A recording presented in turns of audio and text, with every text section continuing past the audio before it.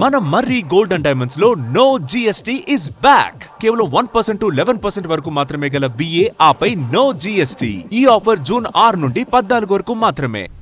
సింగరేణిలో అవకతవకలు జరిగాయనే ఆరోపణలు రాజకీయంగా కాకరెప్పుతున్నాయి. బొగ్గు కుంభకోణంతో పాటు సింగరేణిలో జరుగుతున్న అవినీతి అక్రమాలపై సిబిఐ విచారణ చేపట్టాలని మాజీ మంత్రి హరీష్ రావు డిమాండ్ చేశారు. సింగరేణిలో బొగ్గు మాయం ఆరోపణలపై సమగ్ర విచారణ జరిపించాలని సీఎం రేవంత్ రెడ్డికి కిషన్ రెడ్డి లేఖ రాశారు. ఈ ఆరోపణలను తిప్పికొట్టిన భట్టి విక్రమార్క సింగరేణిని నిర్వీర్యం చేసేందుకు బీఆర్ఎస్ కేంద్రంలోని బీజేపీ కుట్ర పన్నుతున్నాయని ఆరోపించారు. సింగరేణి అంశంపై అధికార విపక్షాల మధ్య మాటల తూటాలు పేలుతున్నాయి. కాంగ్రెస్ సర్కార్ వచ్చాక సింగరేణిలో స్కీమ్లు పోయి స్కామ్లు ఎక్కువయ్యాయని మాజీ మంత్రి హరీష్ రావు విమర్శించారు. 2.5 ఏళ్లలో సింగరేణి సంస్థలో జరిగిన అవినీతిపై సీబీఐ విచారణ చేపట్టాలని డిమాండ్ చేశారు.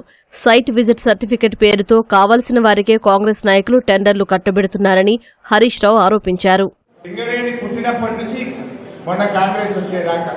ఓబీ టెండర్లలో సైట్ విజిట్ సర్టిఫికెట్ అనే పద్ధతే లేదు. కాంగ్రెస్ ఏం చేసింది? సైట్ విజిట్ సర్టిఫికెట్ పెట్టి వాళ్ళు అనుకున్న వాళ్ళకే జీఎం సర్టిఫికెట్ ఇస్తారు. ఎవరికైతే టెండర్ దక్కాలో వాళ్ళకి మాత్రం సైట్ చూసిండు అని సర్టిఫికెట్ ఇస్తారు. వేరే వాళ్ళు ఎవరైనా వస్తే సైట్ విజిట్ సర్టిఫికెట్ వాళ్ళకి ఇయ్యరు.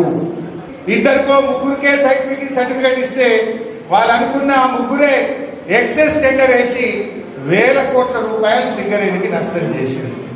కానీ రేవంత్ రెడ్డి గారు వచ్చిన తర్వాత మొత్తం ఆయన బాంబర్ది సొంతం అయిపోయింది. నేను చెప్పే ప్రతి మాటకు నేను కట్టుబడి ఉన్న తప్ప రాజకీయాల కోసం మాట్లాడే ప్రయత్నం అంతకంటే చేయట్లేదు.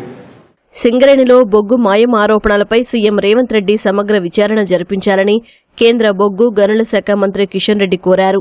ఈ మేరకు ముఖ్యమంత్రి రేవంత్ రెడ్డికి బహిరంగ లేఖ రాసిన ఆయన సింగరేణిలో అవకతవకలు జరిగాయంటూ వచ్చిన వార్తలపై ఆందోళన వ్యక్తం చేశారు. సింగరేణి నుంచి దాదాపు 1600 కోట్ల విలువైన 40 లక్షల టన్నుల బొగ్గు మాయమైందని మీడియాలో కథనాలు వచ్చాయి. ఈ వ్యవహారంపై సమగ్ర విచారణ జరిపించాలని విజ్ఞప్తి చేస్తూ భద్రతను కఠినతరం చేయాలని లేఖలో కోరారు. సింగరేణిలో అవకతవకలు జరిగాయన్న విపక్షాల ఆరోపణలను ఉప ముఖ్యమంత్రి భట్టి విక్రమార్క తిప్పికొట్టారు.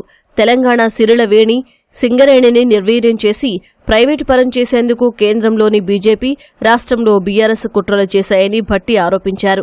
వాటిని అడ్డుకోవడంతో తమపై బురద జల్లే ప్రయత్నం చేస్తున్నారని మండిపడ్డారు. 10 ఏళ్లుగా రాష్ట్ర మంత్రిగా పనిచేసిన హరీష్ రావు అబద్దాల రావుగా మారారని, కేంద్ర మంత్రి కిషన్ రెడ్డి సింగరేణికి రావాల్సిన వాటాలను ప్రైవేటు సంస్థలకు చెందేలా ప్రయత్నాలు చేశారని ఆరోపించారు. తెలంగాణకు రావాల్సిన 9,764 కోట్ల లాభం సింగరేణి కోల్పోయేలా చేశారని ఆరోపించారు. ఈ విషయంలో లెక్కా పత్రంతో నిరూపించడానికి సిద్ధమని భట్టి సవాల్ విసిరారు. ఇవాళ సింగరేణికి నష్టం చేసింది ఎవరైనా ఈ భారతదేశంలో ఉన్నారంటే కేవలం టీఆర్ఎస్ పార్టీ నాయకులు తప్ప మరెవరికి సింగరేణికి నష్టం చేయలేదు. దొంగ నడిచినట్టుగా దోపిడీ చేసిన మీరు ఈరోజు సింగరేణి పైన మాట్లాడాలు చేస్తా ఉన్నారు.